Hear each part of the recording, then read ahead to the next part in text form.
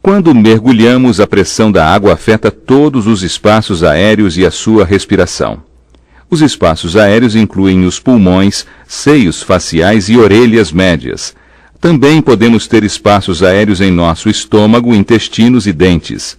Também há 2 espaços que contêm ar fora de nosso corpo, que também são considerados espaços aéreos do mergulhador: a máscara e a roupa seca. A pressão pode afetar estes espaços de modo dramático. Isto é chamado efeito direto da pressão. Quando mergulhamos, a pressão em nosso corpo aumenta a uma taxa de 0,1 bar por metro, ou aproximadamente 0,5 psi por pé de profundidade. Sempre que a pressão fora de um espaço aéreo for maior que a pressão interna, a situação é chamada de barotrauma e pode causar dano ao nosso corpo. Mergulhadores podem experimentar tipos diferentes de barotraumas. Os tipos de barotraumas mais comuns são nos sinos da face, orelha média ou máscara. Você pode evitar esses barotraumas usando as técnicas de equalização. Um bloqueio reverso é o oposto do barotrauma. Acontece quando a pressão dentro de um espaço aéreo for maior que a pressão externa. O espaço aéreo dentro das orelhas médias é especialmente importante quando mergulhamos. Devemos igualar a pressão dentro das orelhas para realizar um mergulho confortável e seguro. Sua orelha média também tem uma via aérea que a une à parte de trás da garganta. Esta via aérea é chamada tuba auditiva. A orelha média transmite ondas sonoras do tímpano para os nervos audíveis da orelha interna. O mecanismo de equilíbrio do corpo também é contido na orelha interna. Se você tem uma mudança súbita de pressão ou temperatura em uma orelha e não na outra, você pode ficar atordoado e ter vertigem. Um barotrauma de orelha média acontece quando o ar ou a pressão da água na orelha externa for maior que a pressão do ar na orelha média.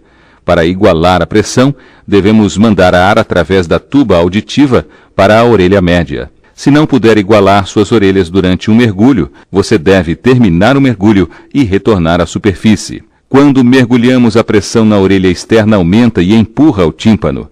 Se a pressão continuar aumentando e não for igualada, você irá sentir dor. O tímpano pode romper, permitindo que a água entre na orelha média e iguale a pressão. Antes mesmo de sentir qualquer incômodo na orelha, você deve equalizar a pressão. Alguns mergulhadores são mais afortunados e podem equalizar suas orelhas simplesmente engolindo ou mexendo a mandíbula. A maioria dos mergulhadores precisa um pouco mais de esforço para abrir a tuba e igualar a pressão. O método mais comum de igualar a pressão na orelha média é simples. É um movimento semelhante ao de assoar o nariz, mas devemos pinçar as narinas de modo que o ar não escape por elas e vá no sentido da orelha média, equalizando a pressão com a orelha externa. Como existe uma leve pressão em nossa cabeça, conseguimos ouvir o barulho da tuba se abrindo e o ar fluindo dentro da tuba. Você nunca deve forçar esta técnica, pois isso poderá danificar seriamente as suas orelhas. O segredo da equalização eficaz da orelha é manter a diferença de pressão o menor possível. Isso significa que devemos equalizar o quanto antes e sempre que estivermos aumentando a profundidade. Se a diferença de pressão entre o interior de sua orelha e a água for grande, a pressão manterá a tuba auditiva fechada. Uma vez que isto acontecer, é pouco provável que você possa fazer qualquer coisa àquela profundidade que abrirá a tuba. A melhor escolha é subir alguns metros e reduzir a diferença de pressão até que a tuba se abra e facilite a equalização. Em alguns casos, mergulhadores precisarão voltar à superfície e começar a descida desde o princípio. Nunca tente igualar pressão em uma orelha executando um sopro forte. Isto aumenta a pressão em sua orelha interna, que pode danificar a sua audição permanentemente. É muito melhor igualar as orelhas continuamente durante a descida. Realizando a descida com os pés primeiro também se torna muito mais fácil para a maioria das pessoas equalizar. Sempre se lembre de igualar cedo e frequentemente. Se estiver resfriado, você não deve tentar mergulhar e igualar por qualquer método. Nunca use tampões de orelha ou equipamentos de mergulho que criem um espaço aéreo artificial junto à orelha. Um bloqueio reverso pode acontecer afetando a orelha média, se a tuba auditiva for bloqueada enquanto estivermos mergulhando. Se começarmos a subir e a orelha doer, com uma sensação de estar cheia, devemos parar a subida e descer até que esse desconforto passe. Engula, mexa a mandíbula e comece a subir lentamente. Você pode precisar repetir esta técnica ao longo de sua subida algumas vezes. Se não equalizar e você precisar voltar à superfície, tente fechar a boca e o nariz e inspire.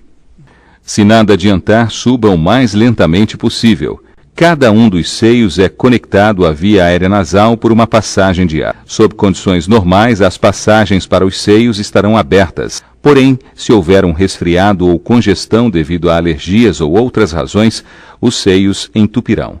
Se os seios da face estiverem entupidos e você tentar mergulhar, sentirá pressão em seus seios porque a pressão do ar dentro do seio é menor do que a pressão externa. Isto é bastante doloroso e pode fazer com que o sangue flua no seio até enchê-lo. Se você não puder igualar seu seio normalmente durante a descida, fluidos do corpo encherão os seios. E então, durante a subida, o ar no seio tentará se expandir a seu volume original, mas não poderá por causa do fluido. Somada à pressão nos seios, o resultado será a dor e poderá ocorrer sangramento pelas narinas e boca.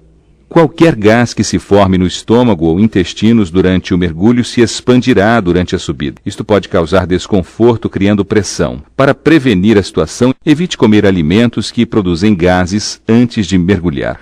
Se você tiver uma obturação imperfeita em um de seus dentes, pode existir ar dentro do dente.